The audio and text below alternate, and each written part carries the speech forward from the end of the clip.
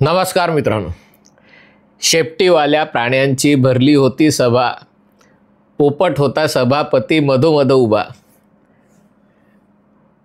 निवडणूक आयोगावर गंभीर आरोप करणाऱ्या नेत्यांची सभा भरली।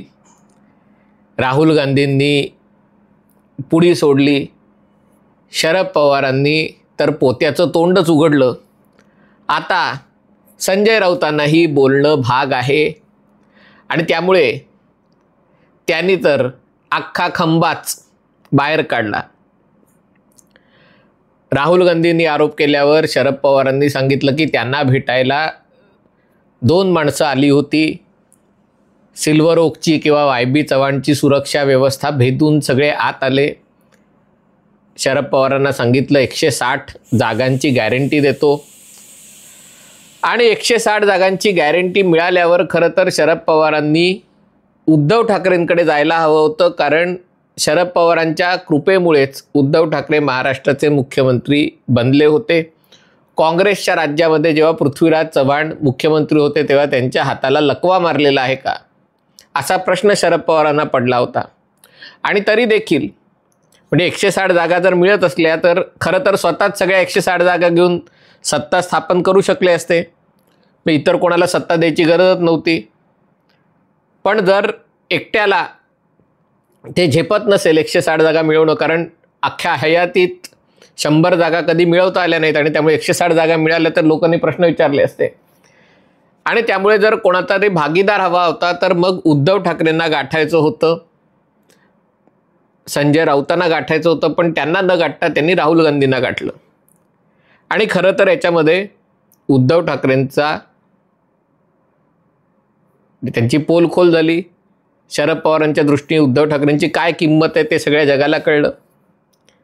पण तरी देखील आज संजय राऊत राहुल गांधी आणि शरद पवारांचं मीठ खाल्ल्यामुळे त्याला जागण्यासाठी पत्रकार परिषद घेते झाले। त्याच्यात त्यांनी सांगितलं की ही 2 माणसं जी शरद पवारांकडे विधानसभेच्या निवडणुकांपूर्वी आली होती आणि त्यांना घेऊन ते राहुल गांधींकडे गेले होते, ही 2 माणसं संजय राऊतांकडे लोकसभेच्या निवडणुकांपूर्वीच आली होती। म्हणजे बघा, मॅच फिक्सिंग करणाऱ्या माणसांना पैसे आपल्याला कोण जास्त देऊ शकेल या बाबतीत राहुल गांधी किंवा शरद पवारांपेक्षा संजय राऊतांवर विश्वास वाटला किंवा उद्धव ठाकरेंवर विश्वास वाटला। लोक म्हणतात जिथून काही सुटत नाही पटकन। एकनाथ शिंदे तर कायम म्हणतात की त्यांना लेना बँक माहिती आहे, देना बँक माहिती नाही आहे। पण ही 2 माणसं लोकसभा निवडणुकांच्या पूर्वीच, म्हणजे विधानसभेच्या निवडणुकांच्या पूर्वी 6 महिने उद्धव ठाकरे आणि संजय राऊतांना भेटली होती आणि त्याच्यात त्यांनी किती पैसे पडतील तेही सांगितलं होतं की आम्ही तुम्हाला लोकसभेला बहुमत मिळवून देऊ, म्हणजे महाराष्ट्रात जास्ती जागा मिळवून देऊ। आणि तेव्हा त्यांनी सांगितलं, संजय राऊतांच्या मते लोकसभेच्या वेळेला त्यांनी सांगितलं की आम्ही लोकसभेला जिंकणारच आहोत आणि त्यामुळे आम्हाला तुमच्या मदतीची गरज नाही। आणि खरोखरच लोकसभेला महाराष्ट्रातल्या बऱ्याचशा जागा या महाविकास आघाडीला मिळाल्या। भाजपाला 9, शिंदेंना 7, अजितदादांना 1, 17 जागा जेमतेम 3 पक्षांना मिळाल्या। बाकीच्या सगळ्या जागा 31 जागा या महाविकास आघाडीला मिळाल्या। आणि तरी देखील ही 2 माणसं पुन्हा विधानसभेच्या निवडणुकांच्या पूर्वी संजय राऊत आणि उद्धव ठाकरेंकडे आले। ते म्हणाले की आम्ही आता तुम्हाला विधानसभेला 160 जागा देऊ, तर त्यांना म्हणले की आम्ही लोकसभेला ऑलरेडी जिंकलेलो आहोत, 31 जागा मिळालेल्या आहेत 48 पैकी। आता त्याचा तुम्हाला गुणाकार करता येत असेल तर शक्य आहे तर करू शकता तुम्ही। म्हणजे 50 300 धरले साधारणतः 48 जागा, तर 31 जागा मिळालेल्या महाविकास आघाडीला 180 जागा मिळणं तर सहज शक्य होतं।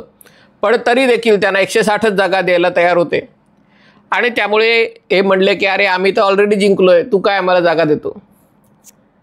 मग ते म्हणले की ठीक आहे, तुम्हाला 160 जागांचा फॉर्म्युला मान्य नसेल तर सांगा, मी तुम्हाला 65 अशा जागा निवडून आणून देतो की जिथे तुम्हाला जिंकणं अवघड वाटतंय. म्हणजे खरं वरळीची पण जागा होती की जिथे आदित्य ठाकरे जेमतेम 6,500 मतांनी जिंकले. पण अशा 60-65 जागा सांगा की ज्या तुम्ही जिंकू शकत नाही याची तुम्हाला खात्री आहे.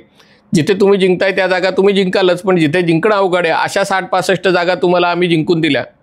तर म्हणजे तसं बघायला गेलं तर 180 अधिक 60 म्हणजे 240-45 जागा झाल्या असत्या महाविकास आघाडीच्या.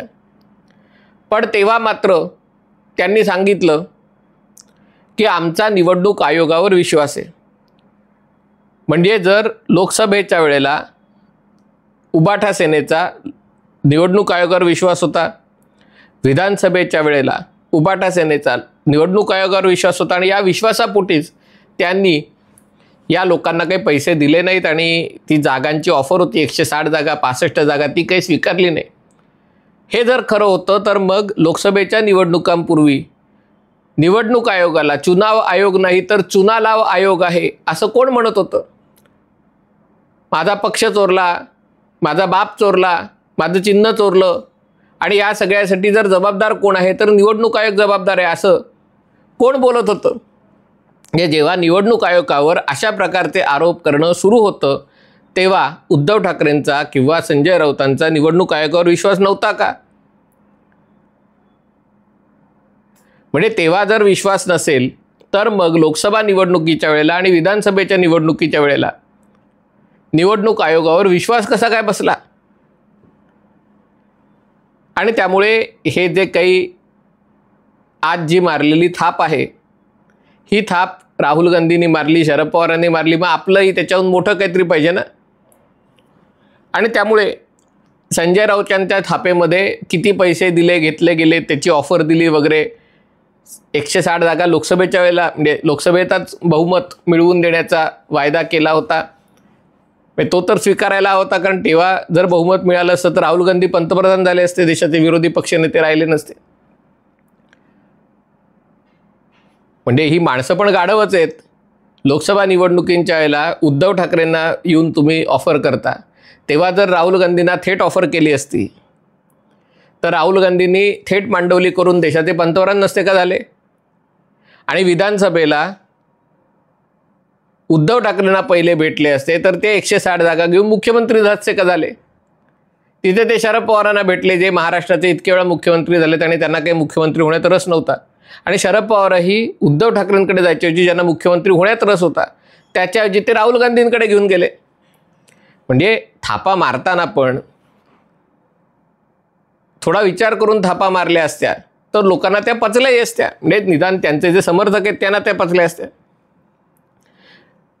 तुम्ही म्हणाल मी कशावर म्हणतोय की या थापा मारल्या? कारण राहुल गांधींचा जो दावा होता त्यांनी एका महिलेचा फोटो दाखवून, मी नाव विसरलो पण ती भटिंड्याची राहणारी होती, की तिने 2 ओळखपत्र काढलेत आणि तिने 2 वेळा मतदान केलं असं राहुल गांधींनी आरोप केला. आज माध्यमांनी त्या कुटुंबाला शोधून काढलं. दोघेही ज्येष्ठ नागरिक आहेत, वयस्कर आहेत आणि त्या बाईने ठामपणे सांगितलं की माझ्याकडे एकच मतदान ओळखपत्र आहे.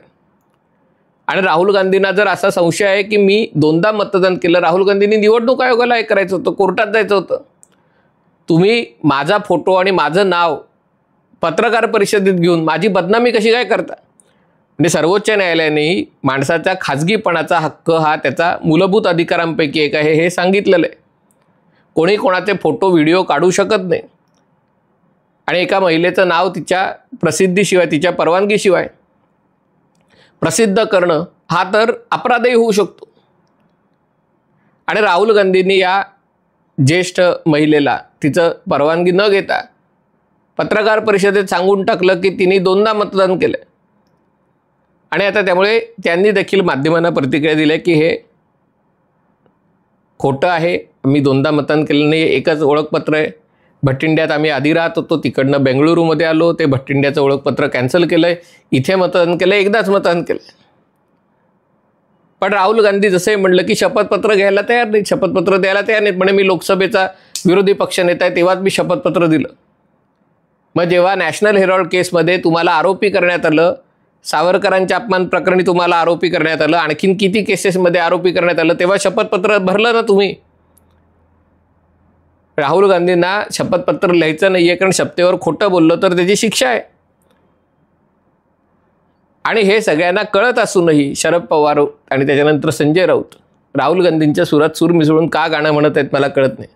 शरद पवारांचं निदान समजू तरी शकतो, कारण शरद पवारांनी जी थाप मारली त्याच्यात त्या दोन माणसांची नावं त्यांना आठवत नव्हती. पुन्हा त्यांना काय करायचं हा निर्णय राहुल गांधींमुळे, त्यांनी तो चेंडू राहुल गांधींच्या अंगणात टाकून दिला. पण संजय राऊतांचं तसं नाही आहे. त्यांनी तर सरळ त्यांना किती पैशाचे देवाणघेवाणीची ऑफर दिली वगैरे हेही सांगितलं. आणि राहुल गांधींकडे किंवा शरद पवारांकडे जायच्या आधी हे उद्धव ठाकरेंकडे गेले होते लोकसभेच्या निवडणुकांपूर्वी असंही सांगितलं. आणि त्यामुळे मला असं वाटतं की काहीतरी घोटाळा याच्यात आहे. ही थाप मारण्याचा प्रकार आहे. पण अशा थापा मारून संजय राऊतांना नेमका काय फायदा होणार आहे, उभाटा सेनेला नेमका काय फायदा होणार आहे मला कळत नाही. उद्या ते निवडणूक आयोगावर मोर्चा घेऊन जाणार आहेत. निवडणूक आयोगाला अशा गोष्टीमुळे काही फरक पडत नाही. जनतेने या सगळ्यांना नाकारलेलं आहे, झिडकारलेलं आहे. पण पुन्हा पुन्हा त्याच गोष्टी करण्यात त्यांना काय इंटरेस्ट आहे, जो काही इंटरेस्ट असेल तो.